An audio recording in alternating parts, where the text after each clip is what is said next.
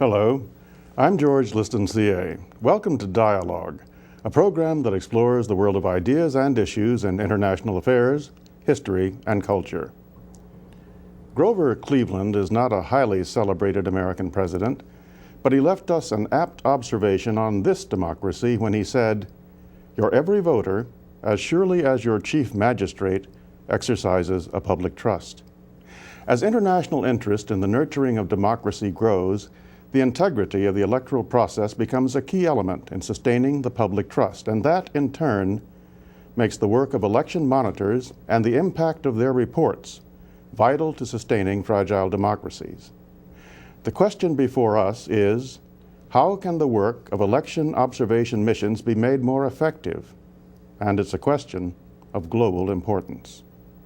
My guests are former Canadian Prime Minister Joe Clark, Diana Acha-Morfaw, Vice President of the National Elections Observatory in Cameroon, and Eric Bjornlund, founder of Democracy International and author of Beyond Free and Fair, Monitoring Elections and Building Democracy. Welcome to you all. Thank you. Thank you. I think we have an absolutely excellent group, if I say so myself, so I'm here to learn. Let me start with you, Joe Clark. Joe, in addition to heading a country, you have also headed a 16-member election monitoring commission that went to the nation of Cameroon and helped monitor the election campaign there. We're certainly going to spend a lot of time talking about that, but I'd like to open with you telling us, however briefly, just how important this subject is worldwide. I mean, is this really something that the whole world should be paying attention to in many other places as well as Cameroon? There's, I think, a growing consensus that the development of democracy is a key element in international policy. And you can't have effective democracies without elections that are seen to be free and fair. So the question is to how one creates those conditions within countries where there is some question about the election status, and what kind of international encouragement might be given is key. Yeah, I think that's an excellent point, John. As you spoke, countries like Ukraine went through my mind, and then of course the perhaps more problematic example of Togo in the past week, just to point out just how important elections are these days. Let me stay with you a moment longer, Joe.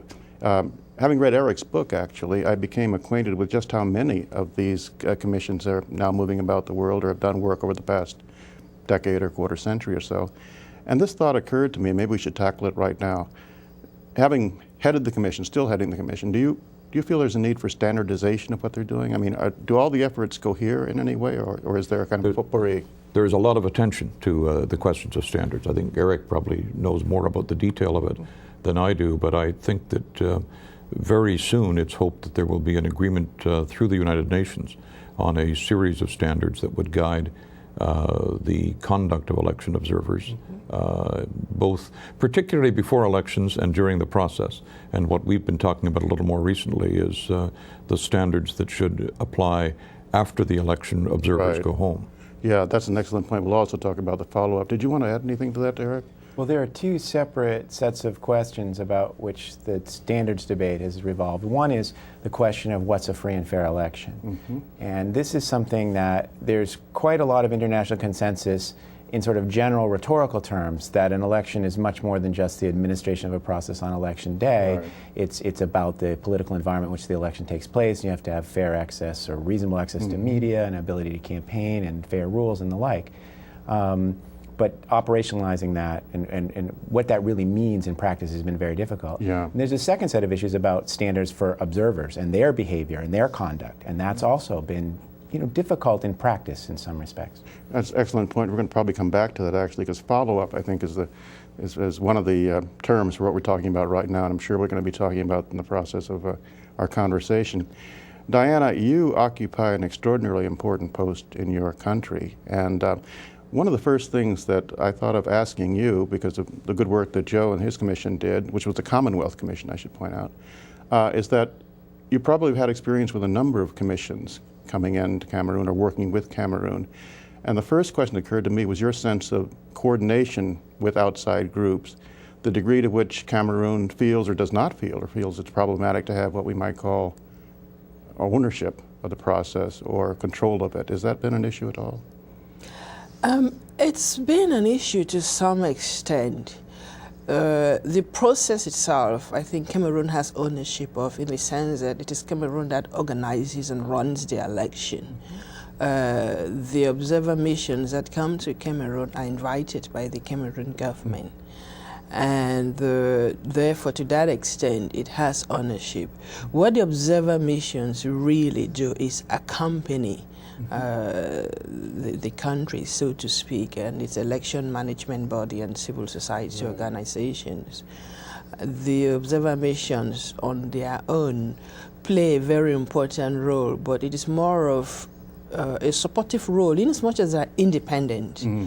If you look at the key indications to a successful election, like you just mentioned, registration, is everybody who is of voting age able to register.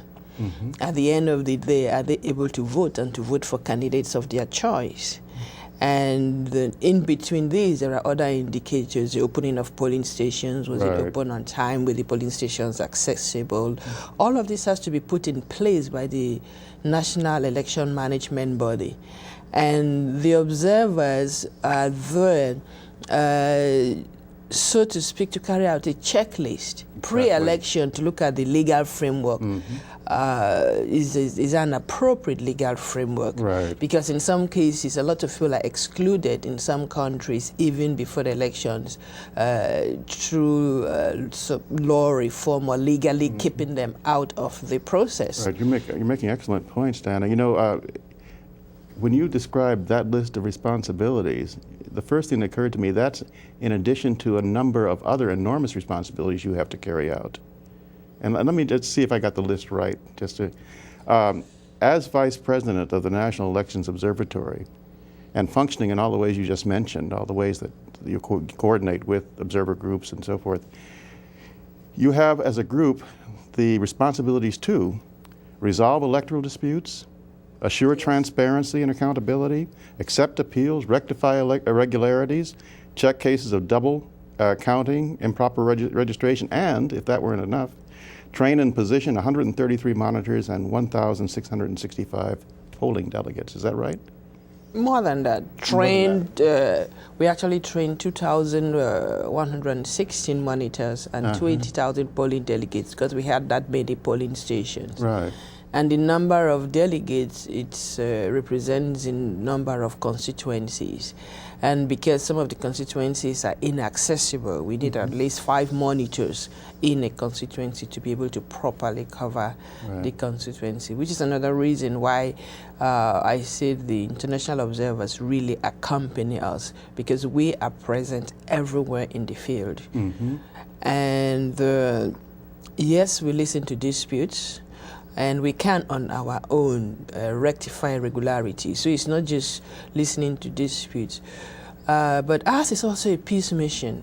We have forums for dialogues where we bring together all the parties, the various political parties or candidates, civil society organizations, and any of the voters who might want to participate, to listen to them and see what the key issues or areas of disputes are at any given time in the electoral process. Well, it sounds like an enormous job, I must say.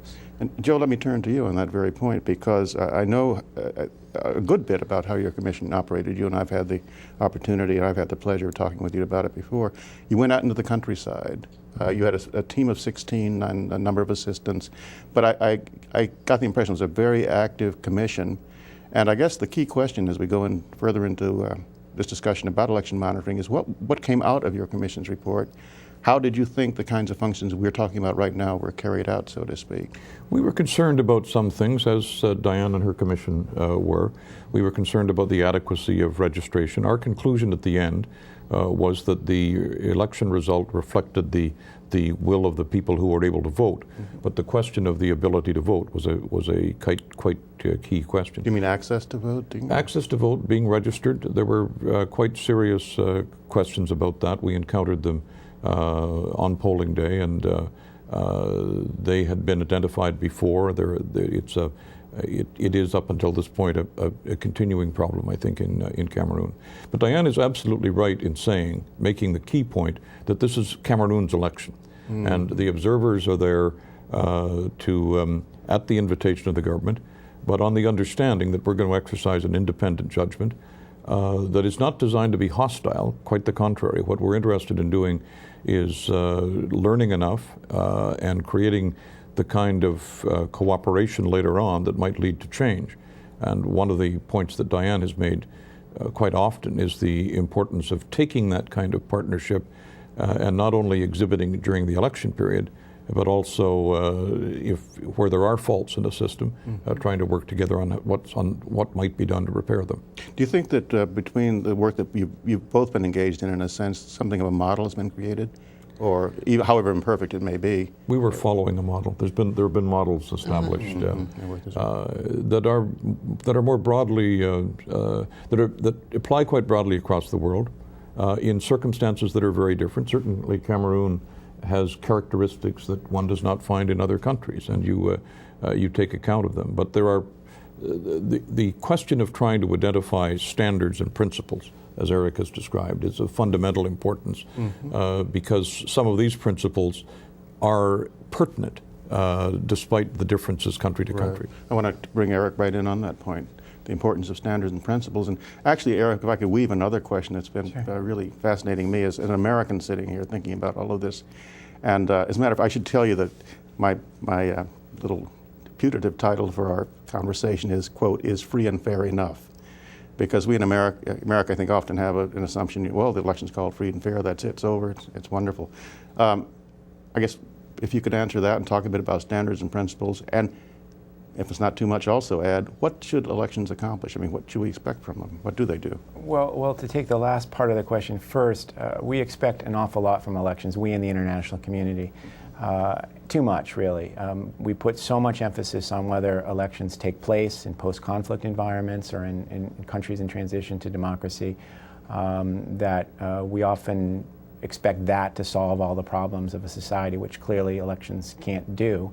On the other hand, elections are absolutely essential and critical, and the international community recognizes that, and there's a role for the international community in whatever form to play in bringing that about. There's a real need for greater professionalism in addressing international observation.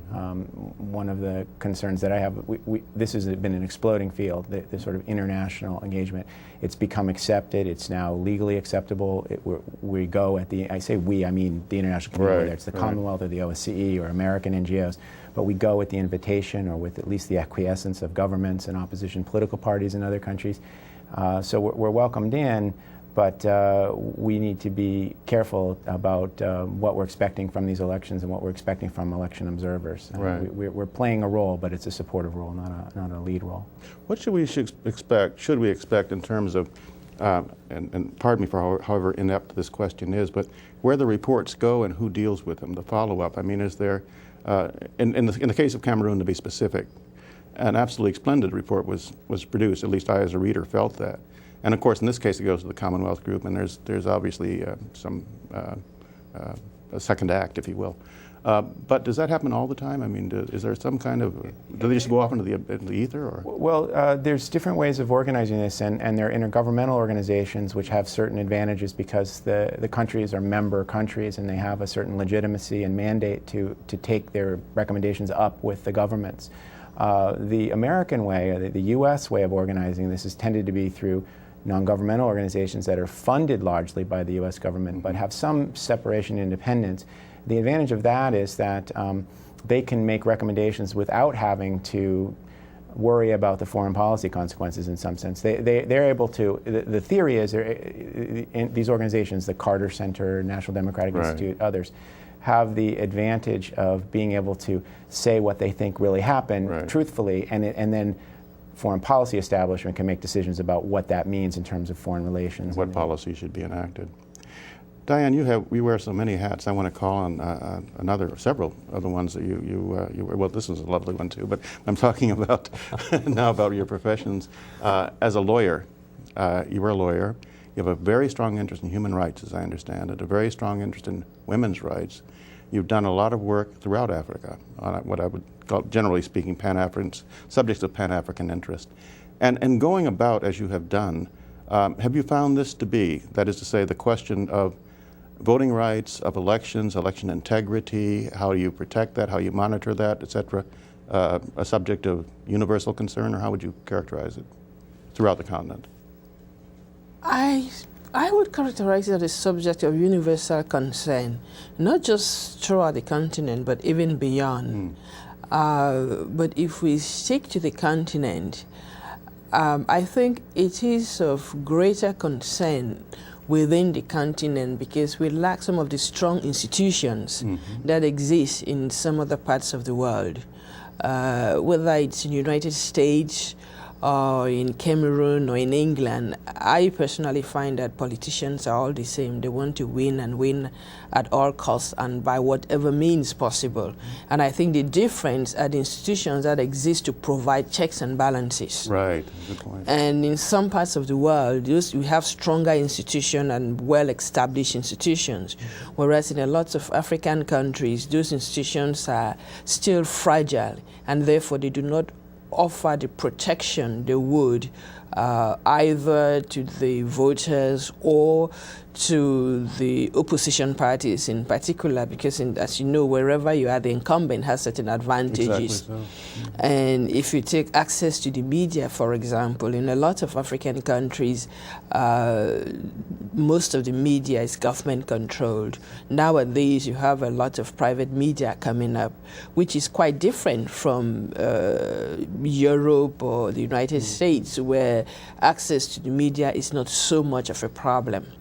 The difference here will probably funding, the amount of funds you can raise. That's why I say the problems are universal, but the emphasis are different from young developing countries, like most African countries are. Speaking of that, Joe Clark, you spent 25 years in elective office and of various kinds, including being foreign minister as well as prime minister. What's the effect, Joe, what's the cost of a failed election? As you watch, particularly as you watch countries maturing into democracy around the world. Well, there are dollar costs, obviously, but the major cost, I think, there are a couple of major costs. One is that there is not the kind of sense of legitimacy in the system that makes the rest of the community function. And if that continues too long, there is then a cost in cynicism, in people giving up on the system, working to, instead of working to reform it, being prepared to walk away from it. And that's why this issue of follow-up is important as a partnership among people who can come in from outside and perhaps offer some advice or observations, but principally people within a society who want to strengthen their own institutions. Eric, we can't go too far in this conversation without bringing the name of a former American president, not Grover Cleveland, but Jimmy Carter into this conversation. What's been the effect of his personal role? I think whenever people here think of election monitoring, his name, the Carter Institute, and the work he's done around the world come to mind. That's not just true in the United States, that's true everywhere in the world. If you bring up election observation, the first person that comes to mind, the first thought that comes to mind is President Carter, which is quite a tribute to what he's accomplished in this area. In fact, he won a Nobel Peace Prize in no significant part because of what he's done as an ex-president and especially in this area. President Carter told me himself, because I asked him, that he got involved in election observation somewhat by accident. He was interested in conflict resolution and peace processes, and this was particularly true when he first got involved in Haiti and in Central America. And that was when he recognized the contribution that a serious effort to comment on another country's elections could make. And he's had an enormous impact in sort of popularizing it and making intergovernmental organizations and governments recognize that this was not just some sort of meaningless do-gooder activity, but something that could really accomplish something. And so I think in many ways the intergovernmental organizations have followed President Carter's lead in trying to institutionalize their effort. He's also had because he's been very focused on the techniques and the details, he's been very involved in things like parallel vote tabulations and quick counts and using election mediation as a way of bridging gaps and a lot of things that we could talk at great length about that have become the professional techniques of real, genuine election observation, and something that makes it more than just anecdotal comments about other countries, but that has made it somewhat more significant and meaningful than that. And President Carter's really been somebody who is focused on making the profession better. Let me stick with you a moment longer, Eric, because just as Joe Clark has been in politics for 25 years, you've been working in 25 countries, I understand it, on the ground in this, as well as writing books about it. Your book, Beyond Free and Fair, concludes with a series of recommendations. But in the interest of brevities, which is always our command around here, what would you emphasize about what the field needs most at this time to sort of get better? We have to think of this as, it's really an example of the larger challenges of development and what international organizations can do to encourage development in other societies. What you have to do has to be something that's sustainable, that's meaningful after you leave. And in the election observation field, this means that observers have to think of their role as reinforcing and supporting domestic actors. The international community can't bring about political change in another country. Many times we'll claim that we played a big role in a change in a transition to democracy, whether it be in Africa or Ukraine or Southeast Asia or wherever, but realistically it is always going to be domestic actors that bring about political change, that have to own it and have to believe in it. But what international observation can do, and this is just an example of the larger thing, is it can reinforce domestic. It can provide some attention to it, some moral support, sometimes some funding, some technical assistance, some political space in many cases. But the most important thing we need to remember is that our role is to reinforce ongoing efforts to build democracy inside countries. And there's a huge phenomenon of domestic election monitoring that we can support. Well, quite frankly, I really appreciate that answer. And I'm compelled to turn to you, Diane, because that's obviously something you should immediately comment on. Well, what would you say about what Eric has just said about the need to, the real work rests with the people in the country to continue? I totally agree with him in the sense that international observers come and they go. Beyond that, elections is a key area of sovereignty. Therefore, whatever the international observers do has to be based on what the people want. And the standards we're referring to have to be accepted by the people. I'm actually referring here to the people, not just the politicians. And at the end of the day, even if you have 200 international observers, the impact cannot be the same as the people of the country, as the civil society in place. The importance of this is also seen in terms of the outcome of the elections.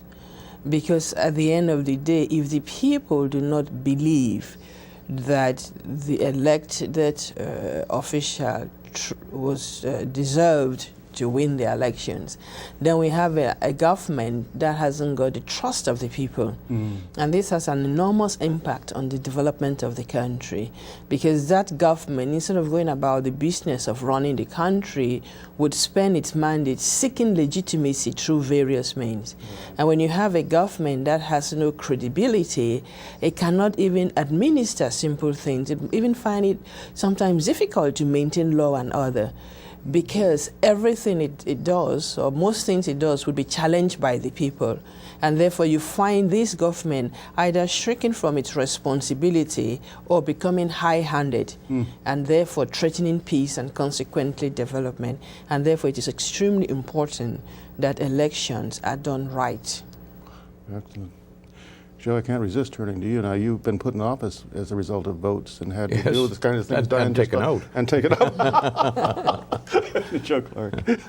So, I'd love to hear your comment on what Diane just said about this process. Oh, I think at the end of the day, There is the individual right to control have a sense of control of future, but there is also the fundamental question of legitimacy.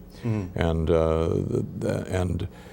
as the challenges facing governments anywhere become more difficult, the need for legitimacy becomes more important. And this cannot be conferred by outsiders. This has to be something that is earned at home. And the question of perhaps applying experience or perhaps applying an objective judgment as to how well something is working can help individual communities shape their own and build their own institutions. Joe, you're going to be going back with the Commission to Cameroon in May, are you not? And it's a quite extraordinary development, and I very much appreciate it. I don't know of another case where there's been an invitation for representatives of an election observation mission to come back and discuss the consequences, because our function is normally over when we leave.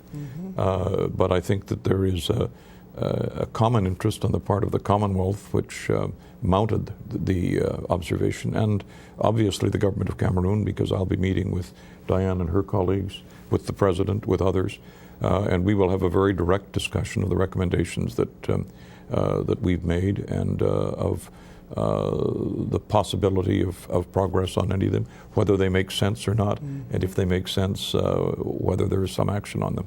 So that's a very interesting step, I think, in this process of election observation.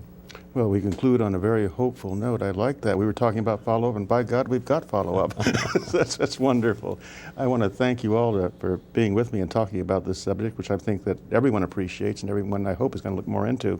By virtue of trying to be a good student and a lifelong English major, here's my notes. Alliteration appeals to me, that it's a process that needs encouragement, enforcement, enlightenment, and enthusiasm. Encouragement for all the countries to participate and be helping each other. Enforcement not in the sense of heaviness, but in the sense of reforms that get to be real reforms. Enlightenment for those of us in the public, know more about it and support it better. And then enthusiasm so that we get some follow-up and have some endurance to the process. Does that make sense? Makes sense. Yes. Thank you. Thank you. It's been a pleasure to learn from you. Thank you. And that's our program. We appreciate your comments, and you can reach us at dialogue@wwic.si.edu. I'm George Liston, CA, and you've been watching Dialogue, a co-production of the Woodrow Wilson International Center for Scholars and MHC Networks. Please join us again right here next week, and thank you for watching.